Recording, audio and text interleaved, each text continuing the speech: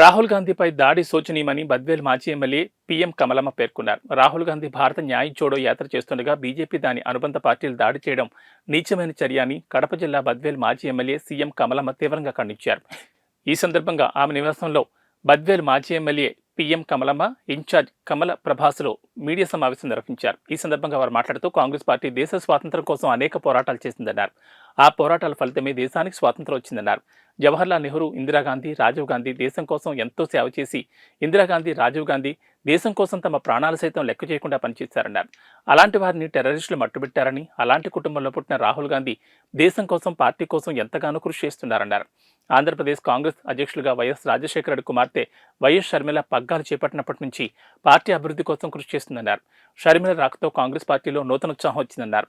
కాంగ్రెస్లోకి పాత నాయకులంతా తిరిగి వస్తున్నారని, షర్మిల నాయకత్వాన్ని అందరూ బలపరుస్తున్నారని, ఆమె వల్ల రాష్ట్రంలో కాంగ్రెస్ పార్టీ బలోపేతమవుతుందన్నారు.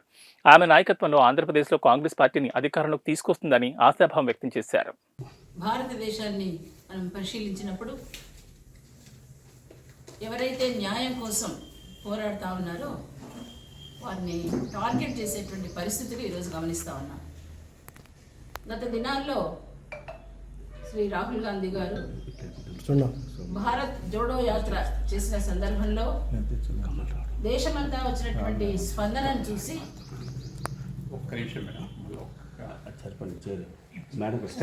మరి శ్రీ రాహుల్ గాంధీ గారు భారత్ జోడో యాత్రను కన్యాకుమారి నుంచి కాశ్మీర్ వరకు ప్రారంభించి తిరిగినటువంటి కొన్ని వేల మైళ్ళ దూరము ప్రయాణం చేసి దేశంలో ఉన్నటువంటి పరిస్థితులన్నీ గమనించి భరోసా ఇస్తూ వచ్చినారు. ఇది గమనించినటువంటి మరి ఇతర పార్టీలు, ముఖ్యంగా బీజేపీ పార్టీ, దాని అధినాయకత్వం వాళ్ళ మనసుల్లో కలవరం పుట్టి మరి ఎంతో భయపడుతూ వచ్చినారు.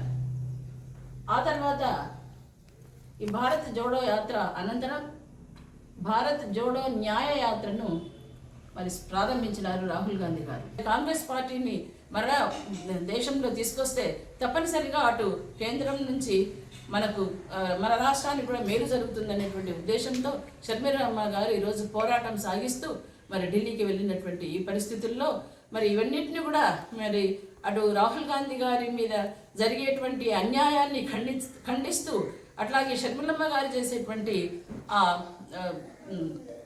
దీక్షను సపోర్ట్ చేస్తూ మరి బద్వేల్ కడప జిల్లాకు సంబంధించి కడప జిల్లాలోని బద్వేల్ నియోజకవర్గం నుంచి ఈ రెండు విషయాలను అటు రాహుల్ గాంధీ గారి మీద జరిగినటువంటి దీన్ని ఖండించడం, రెండవది మరి షర్మిలమ్మ గారు చేసేటువంటి ఆ దీక్షకు సపోర్ట్ చేస్తూ ఈరోజు మీ ముందుకు వస్తున్నాను. దయచేసి మీరందరూ కూడా మరి మీ ద్వారా ప్రజలకు విన్నపం ఏంటంటే కాంగ్రెస్ పార్టీని సపోర్ట్ చేయండి. అది ప్రజల పార్టీ, ప్రజల కోసము శ్రమించే పార్టీ, ప్రజల కోసము జీవించే పార్టీ, ప్రజా సంక్షేమాన్ని చూసే పార్టీ. మరి కేవలం కాంగ్రెస్ పార్టీ అయితే మాత్రమే అందరికీ సమన్యాయం జరుగుతుందనేటువంటి విషయాన్ని మీ ముందు ఉంచుతూ ఈ విషయాన్ని ప్రజలందరికీ కూడా తెలియజేయవలసిందిగా